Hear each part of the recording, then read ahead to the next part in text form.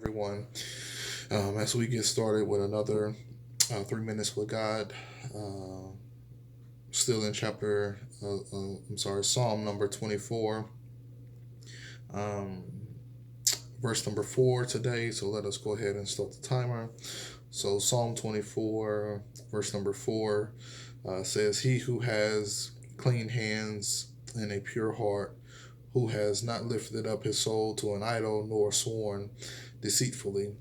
So as we begin to look at, um, I guess, some of the qualifications, if you will, of those who may ascend into the hill of the Lord or may stand in His holy place. Um, David is poses the question and then he answers the questions. That he says that he who has clean hands, and the clean hands represent our conduct and our behavior and our actions.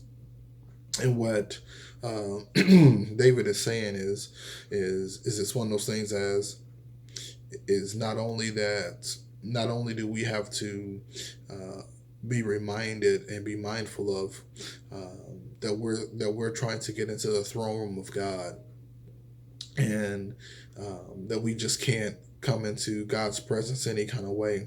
That we need to have clean hands. That we need to check our actions.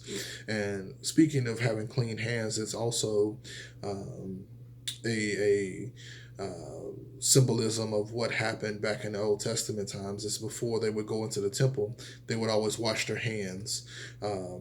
And that was in Old Testament times. And then I'm pretty sure if you recall one of the times in New Testament, in the Gospels um, where the Pharisees and the Sadducees were coming to Christ and explaining to him that his disciples don't even wash their hands before they eat, and it's just one of those things as having.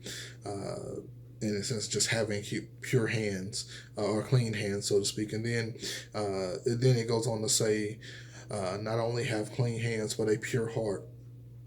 The pure heart represents the right motives and attitudes and having a will that is completely surrendered to God. I mean, it's one of those things as you you can't have the wrong motives and do the right thing. It's still in a sense being wrong.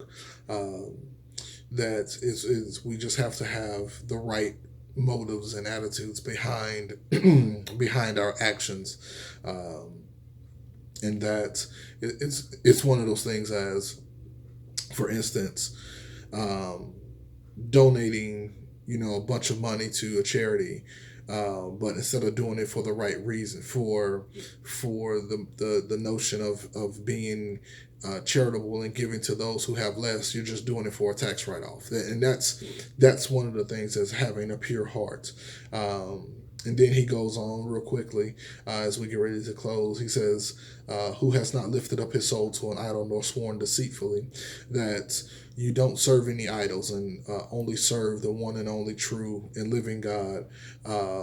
And also, he says, not sworn deceitfully, that you are a person of integrity and you um, don't just spread lies and things like that. Now, there will be times when we are mistaken, when we say things wrong, or even have the best intentions of doing something and something else happens out of our control and we're not able to keep our word. That's something that's totally different than being just deceitful.